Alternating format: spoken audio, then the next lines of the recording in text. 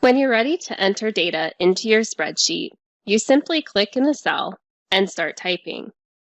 If you want to type over any data in a cell, you don't have to delete what's in there.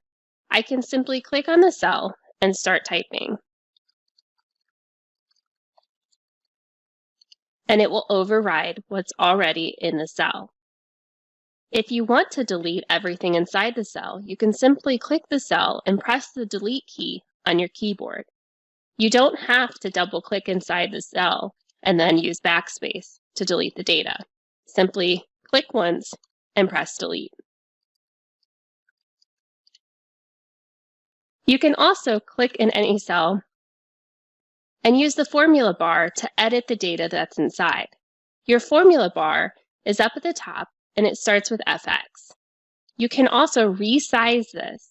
A lot of times, if you have a lot of data in one cell, it can be easier to go up to the formula bar to change what's inside.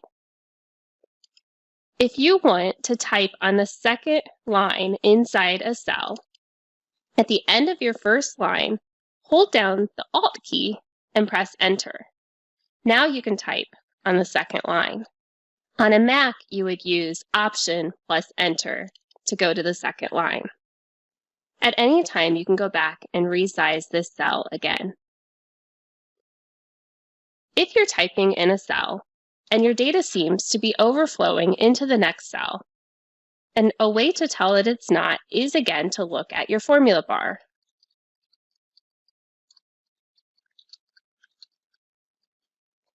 If I click off of this cell, it looks like the data is in cell I4 and J4, but it's actually not. When I click on cell I4, if I look up my formula bar, everything is there. If I click inside J4, there is nothing in that cell. It's overflowing because there isn't any data in the cell next to it, so it can. If I choose to type something in cell J4, it now hides the data inside I4 because I have data in J4. Again, remember, you can resize by clicking and dragging, or you can double-click so it auto resizes to the longest line of text in that column or row. You can also choose to wrap your text.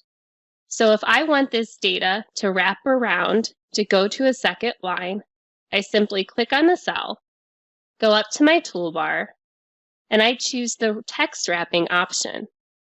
When I click this button, the middle option will wrap your text. And now the data will stay in the same cell and will wrap based on the size of the cell.